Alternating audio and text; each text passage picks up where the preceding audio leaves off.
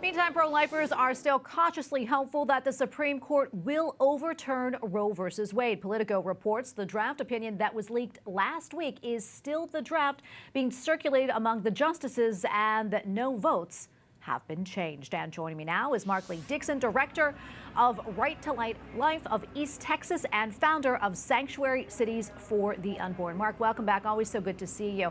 I know you've been outside of the Supreme Court recently to show your support for the pro-life movement. Can you tell us a little bit about what you've experienced? Yes, it's been quite wild out here. There's been one night there was 4 of us and hundreds of them. And I even got hit in the head one night out here. A friend of mine got punched in the chest. This is a very violent crowd at times. They're very passionate about what they believe. And we're trying to be a pro-life presence out here. And we know that there's a whole lot of people out there that are praying. We've been fighting for this for 49 years. And we are really hoping that we see Roe v. Wade overturned here soon.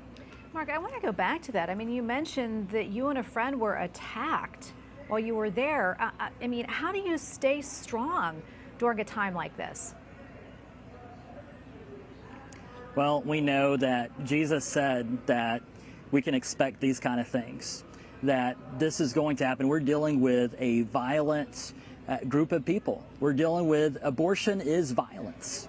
And so we've seen this for 49 years. Abortion abuses women and kills the child. And so violence begets violence. And that's what we're seeing. Thankfully, the Capitol Hill police have been doing everything they can to make sure that people like myself and my friends and others in the pro-life community are protected from violent acts out here. Well, we're praying for you and your friends and everybody out there on the pro-life side to stay safe. Mark, I'm curious, where do you see all of this going, as we await the final opinion from the Supreme Court? Well, from coast to coast, we're seeing things light up everywhere. Discussions are happening not just at the state houses, but they're happening in city council meetings. In fact, there's discussions happening in El Paso, there's discussions happening in Oakland, California, and there's discussions happening right here in city council gatherings in Washington, D.C.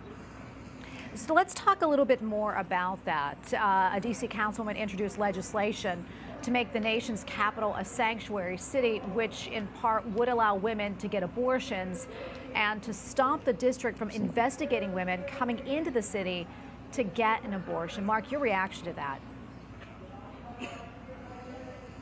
Well, as someone who advocates for sanctuary cities for the unborn, the opposite of that is sanctuary cities for abortion. And of course, we don't want to see sanctuary cities for abortion. We want to see sanctuary cities for life. And the fact that Washington, D.C. Is looking at making Washington, D.C. a sanctuary for abortion, well, if they do that, then we will oppose it, and we'll try to oppose it through the Capitol. And Mark, before I let you go, really quickly, any updates with your organization, and are you working with any new cities looking to become sanctuary cities? Absolutely. So right now we have 49 cities across the United States that passed ordinances outlawing abortion. And our most recent one was Willie, Iowa. And so we have 43 cities in Texas that have passed ordinances outlawing abortion, 2 in Ohio, 2 in Ohio, 2 in Nebraska, 1 in Louisiana, and 1 in Iowa. And what was really sweet about that one in Iowa, that happened last Monday. And as soon as they voted to outlaw abortion, we got the news about the leak. And so that was a great night of celebration in Willie, Iowa, and we are expecting many more cities to pass ordinances in the weeks and months to come outlawing abortion.